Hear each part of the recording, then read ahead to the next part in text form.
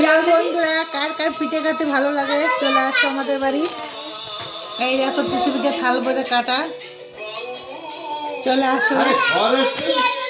এই দেখো অনেক পিঠে আরো কাটছি, এখনো কাটতে বাকি আছে। এই যে কে কে খাবে শীতের পিঠে খেজুরি গুড় দিয়ে, যে যে খাবে চলে আসো।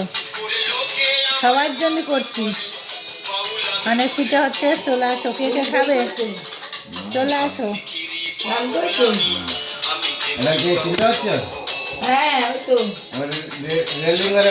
শীতের সময় পিঠে খেতে সবারই ভালো লাগে। শুধু পায়েস হবে খেজুরি গুড় আর দুধ দিয়ে রান্না হবে। পরে দেখাবো রান্নাগুলো, ঠিক আছে?